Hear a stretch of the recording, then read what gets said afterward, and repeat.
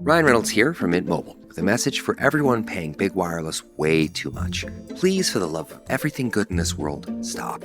With Mint, you can get premium wireless for just $15 a month. Of course, if you enjoy overpaying, no judgments, but that's weird. Okay, one judgment. Anyway, give it a try at mintmobile.com/switch. Upfront payment of $45 for 3-month plan, equivalent to $15 per month required. Intro rate first 3 months only, then full price plan options available. Taxes and fees extra. See full terms at mintmobile.com. The Red Apple Media Podcast Network presents This is Protecting America. Now, here's Emmy-winning journalist Rita Cosby. And welcome to another edition of Protecting America. I'm Rita Cosby. The FBI now issuing a travel warning for Americans going to Mexico after the murder of 2 South Carolina residents there. So what are we doing to crack down on the cartels in Mexico that are funneling deadly fentanyl to our country over our very open southern border? And joining us now to talk about all of this is Mark Morgan. He is the former acting CBP commissioner, that's Customs and Border Protection, also a visiting fellow at the Heritage Foundation, also spent 20 years at the FBI, and also was in the Marine Corps. So you know it from all these different layers. Mark, great to have you here on the podcast. Rita, thanks for having me as always. What is your advice to Americans who would want to go to Mexico, whether it's for vacation or something else? What's your advice? Don't go. Look, the cartels, Mexico is almost a failed narco state, Rita. The cartels own and operate at will throughout much of Mexico, and they are the most dangerous, prolific, influential criminal organization on the face of the planet. And that's why many are now saying, hey, they need to be called out for what they are, and they're a terrorist organization. How serious is it, the situation in Mexico? I mean, what's so frightening, I think, Mark, this recent case epitomizes it because you know all too well, Matamoros is just over the border from Brownsville, Texas. I mean, it is right there. How much of it is spilling over and how ruthless is it in Mexico? Well, that's a good question. So Matamoros is a city within the state of Tamaulipas. The state of Tamaulipas is one of the most violent places on the face of the planet. There's multiple cartels that operate in that area. Read, it's so dangerous that the Mexican authorities will not go into Tamaulipas. There is no enforcement control in large areas of Mexico. And that's why it just makes no sense for any American citizen at this point to be traveling. You literally are taking your lives in your own hand. But this is why. Look, this didn't just happen with this incident. This has been happening over decades and decades. And as each decade goes by, the cartels are getting more powerful. They're getting more influential. Their bank accounts are growing, and their capacity to continue to grow their criminal operation is expanding every single day. I'll give you an example. In 2018, just the human smuggling side alone, it was about a $500 million annual profit for the cartels. Right now, it's a $13 billion annual profit. That's just on the human smuggling side. That is a stunning amount. You know, you talked about human smuggling. It is horrific. Some of these stories of what they're doing and taking these people across the border, taking advantage of people on both sides of the border. You know, where are the people who are crying out about human rights? Many Democrats don't say anything about what's happening to these victims of human smuggling. That's exactly right. That's why we say there's no downside to securing the border. The cartels, they don't care about human life. It's all about a commodity. It's all about the profit. They're just as ruthless and dangerous to our national security and our safety as terrorist organizations. The only difference is they're not driven by ideology. They're driven by profit. And that's why they look at individuals, human beings, as nothing but a commodity. And that's on both sides of the country. The atrocities, and you're exactly right. That's why I get so frustrated. Under this administration, there have been more dead migrants that have been found at our border in the last 24 months than the history of our country, 1,500 and growing every single day. The atrocities associated with untold number of migrants that now are living a life of being trafficked, something that they'll never be able to undo. The number of young women that are sexually assaulted on their journey up here. The atrocities go on and on. It's not just American lives that are lost because of our open borders at the hands of the cartels. It's also the very migrants themselves. And this is why, look, we have to change as a country how we look at cartels and how we go after them. Like I said, I spent 2 decades in the FBI. The way that we've gone after traditional large-scale domestic criminal organization is not the way that we can go after the cartels. You can't cut off the head of the snake and think that the snake is going to die when it comes to the cartels. We've done that decade after decade, and it's failed. We have to change our status. We have to change how we go after them. We need to go after them like exactly with the same whole of government approach, intelligence, including the use of military, that we go after the cartels. The terrorist organizations. We need to use that same methodology to go after the cartels. So what exactly should we do to take out the cartels, especially those that are in Mexico? Yeah, so there's a thing called the criminal enterprise theory investigation, which, again, the theory is if you cut off the head of the snake will die. It was very effective, like for the Italian mafia in the 70s and 80s. It worked very well. That's just not the approach that works with the cartels. You have to go after them, again, like we do terrorists. So that means we're intelligence driven. So we have to use not just domestic intelligence, but our international global intelligence capabilities along with domestic operations and United States military. That means using the United States military, either hopefully with the government of Mexico, kind of like we did in Colombia years ago, that was very effective to go after the heart and actually destroy them. We can't just cut off the head of the snake. We have to dismantle, disrupt, destroy, and obliterate the cartels off the face of the planet. And if Mexico won't join us in that, we need to do that unilaterally, and that means using the military to do kinetic operations. Now, that doesn't mean that we're going to roll in tanks in Mexico or invade Mexico like some have suggested that we're calling for. No, we can use special operations and do very surgical pinpoint operations to take out the cartels. We know where the super meth labs are, Rita. We know where the precursor chemicals are coming and which port of entries in Mexico they're coming to. We know exactly where they are. We know how to do it, and we can do it to take them out. Does that mean drones? Does that mean some special ops on the ground? What does that mean? Yeah, I think, look, all the above have to go into account. We can be there for advisors to help the military. We can use our intelligence. We need to own the intelligence. Mexico has shown that we can't trust them with the vast amount of intelligence that we have, but we can work with them, develop vetted, trusted partners in Mexico, have them conduct the operations with our technical assistance, like you said, with drones. Hopefully Mexico will join us in that. But if they don't, we need to take unilateral action. And that means using a whole of government approach with the same level of commitment, tenacity, and resources, whether that's reaching across the aisle to NSA, using our aspects to cut off all their finances. It really needs to be a whole of government approach, but to include military kinetic operations. We're not going to succeed if we continue to go after the cartels like we do traditional domestic criminal organizations. You know, you talked about what happened in Colombia. It was sort of the Colombia plan. And in fact, Lindsey Graham, Senator of South Carolina, talked about, creating a Mexico plan. It's ironic because then Senator Biden agreed to the Colombia plan. He thought, okay, that's those sort of strategic strikes like you're talking about, and some are suggesting to happen in Mexico.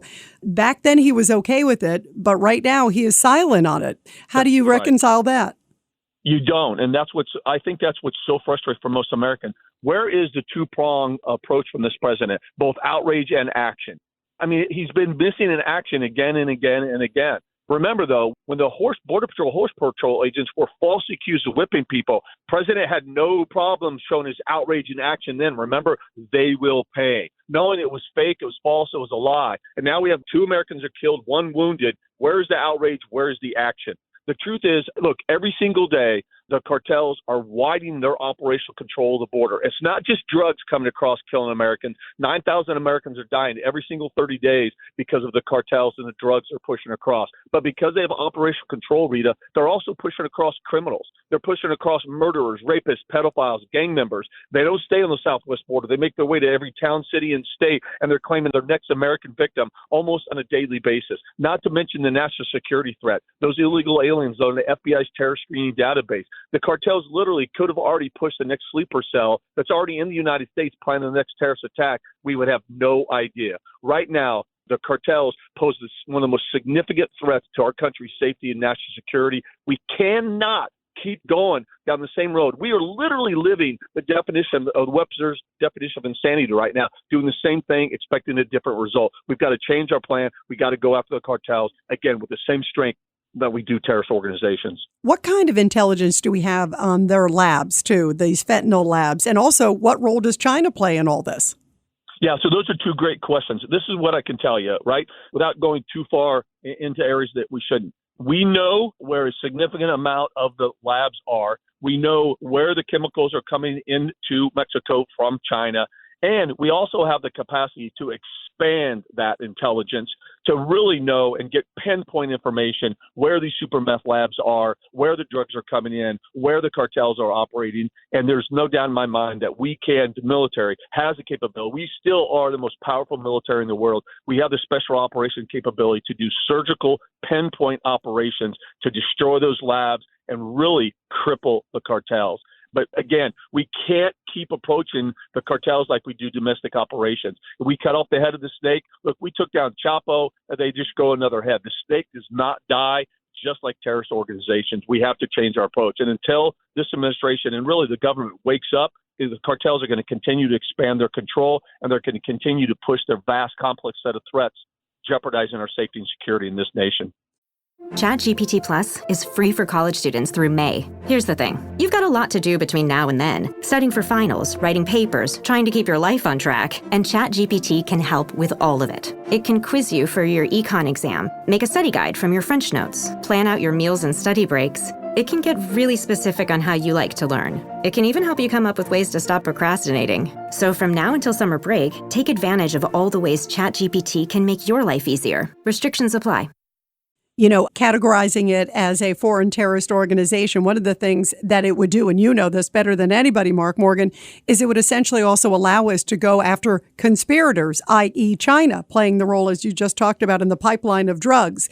Do you think that that would thwart China, or that would thwart the cartels if we go after them from not just taking them out, but also prosecuting them and showing the pipeline? Or is that just, a waste of time?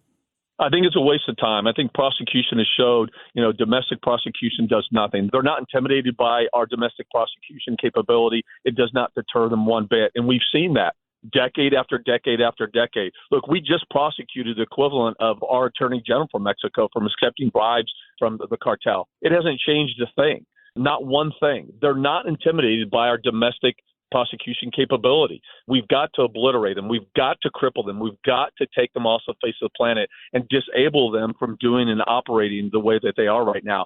And look, there are downsides to naming them officially under our current definition as a foreign terrorist organization, as an FTO. But what I'm saying, at least we need to go after them just like we do terrorist organizations. That's the only way that we're going to be able to resolve this. But the problem is, as you know, they're also in the United States already. I mean, they're using U.S. bank accounts. They're responsible for a lot of crimes in America. How big are they in America, too, on this side of the border as well? So that's a great question, Rita, and that's a fallacy that a lot of Americans don't understand. They think of cartels, they only think of Mexico. That's just not true. I mean, they're operating in the entire Western Hemisphere and beyond. Think about this. I mean, they were to reach out to China, and they're embedded with China to help them carry out their criminal operations. And you're right, they operate in every state in this country as well. And so that's why, again, people have to understand that these two American citizens that were killed and one wounded, that's just a microcosm of a larger problem. Again, if there's a meth overdose in your country, the cartels are responsible for that because that's where the drugs are coming across. Every single time you hear about another American victim that's been taken at the hands of an illegal alien, that's the fault and responsibility of the cartels because they are pushing this across. And again, we could have the next sleeper cell just sitting there waiting to plan the next terrorist attack. We have no idea. America's got to wake up and say enough is enough. Look, it is in the best interest of the government of Mexico and the United States for Mexico to have 100% control of their country. There's no downside. It's a win-win for both.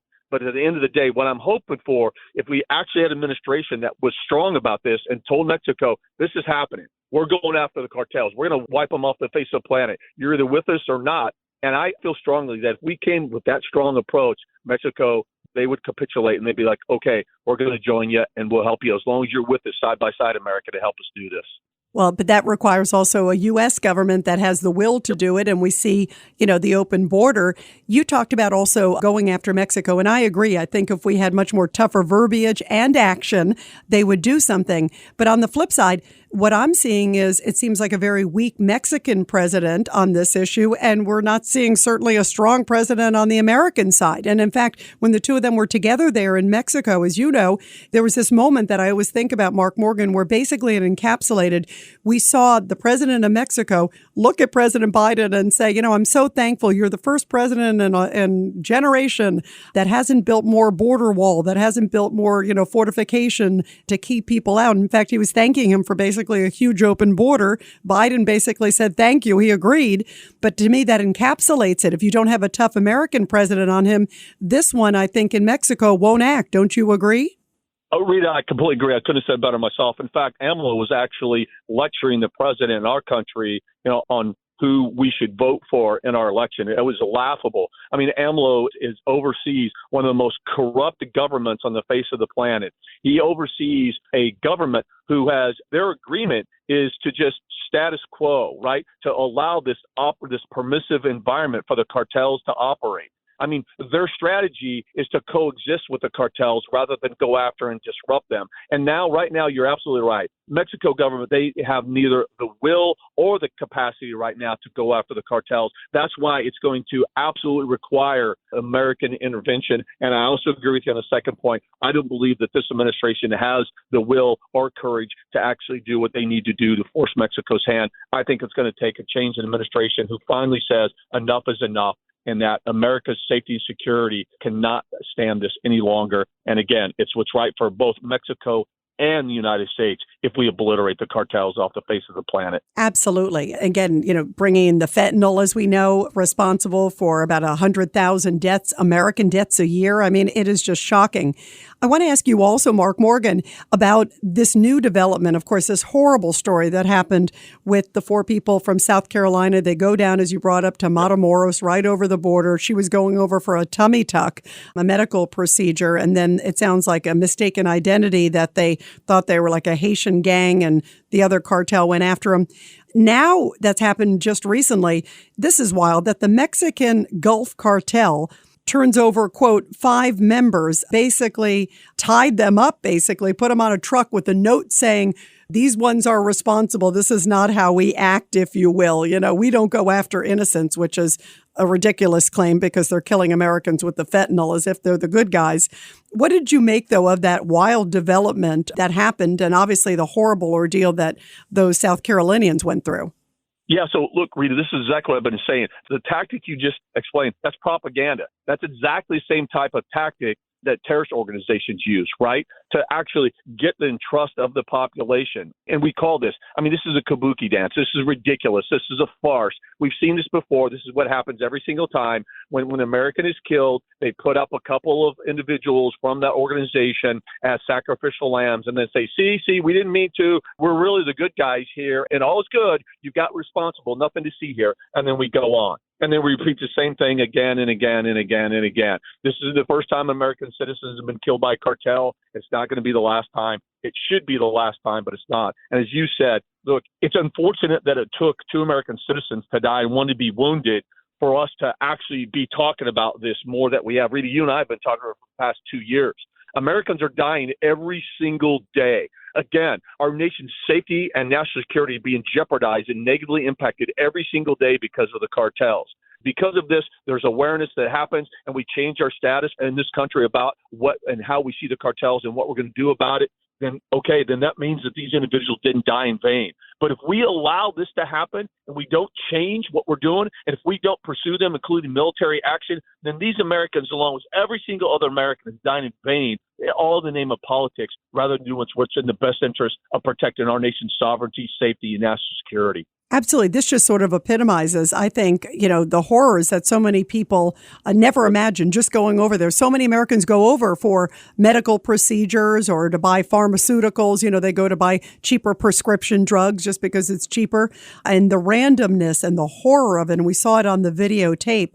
Are you confident this maybe is a breaking point, or are you worried that under this administration it will be status quo? No, I have no doubt it's going to be status quo. I mean, the fact, Rita, you already mentioned the fact that this president, the day after that it happened, it was on a national TV outrage, saying the cartels are going to pay.